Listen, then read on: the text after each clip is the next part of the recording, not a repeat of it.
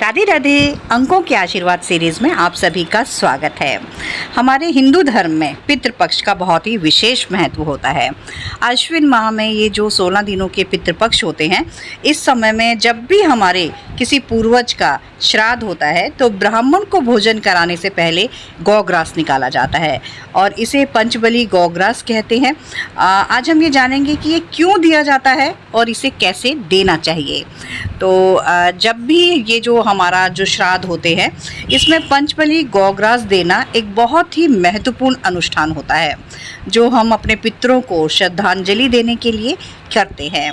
यह पितरों की आत्मा की शांति के लिए, पितृ ऋण से मुक्ति के लिए और अपने पूर्वजों को याद करने और उन्हें सम्मान देने के लिए किया जाता है और इसका बहुत ही विशेष महत्व होता है। अब ये पंचबली गौग्रास हमें कैसे देना चाहिए, तो इसके लिए हमें जब भी हम अपने पितरों के निमित्त जब हम पूरा श्राद्ध के लिए भोजन आदि बनाते हैं, तो बनाने के बाद हम एक प्लेट में बहुत ही पूर्ण श्रद्धा भाव के साथ एक प्लेट में 2 पूड़ी एक जगह पर, 2 जगह एक पूड़ी और 2 जगह आधी पूड़ी रखते हैं।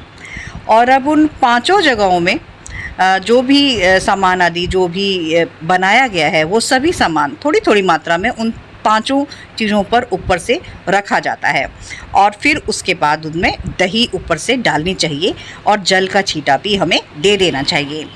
अब एक गिलास में हम शुद्ध जल लेकर और पूर्ण श्रद्धा भाव के साथ संकल्प पूर्वक अपना नाम लेकर, अपने पितरों का नाम लेकर श्रद्धा के साथ उस जल से संकल्प लेकर उस थाली के चारों ओर हमें घुमा देना चाहिए। और अब घुमाने के बाद हाथ जोड़ते हुए पितरों से प्रार्थना करते हुए कि हम जो ये कर रहे हैं ये आपको प्राप्त हो।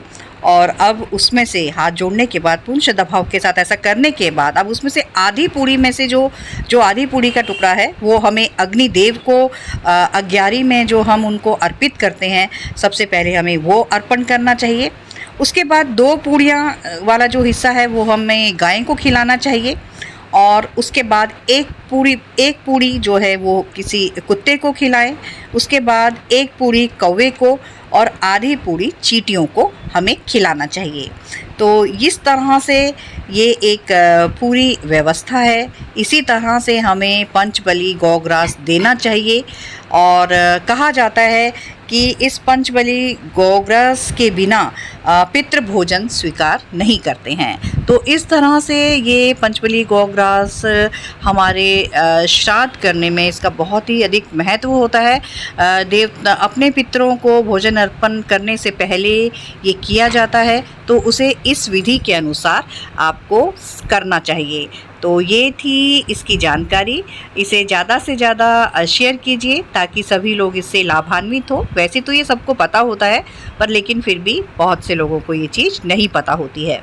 तो उन्हें ज़्यादा से ज़्यादा वीडियो को लाइक कीजिए और सब्सक्राइब कीजिए। Thank you. राधे राधे।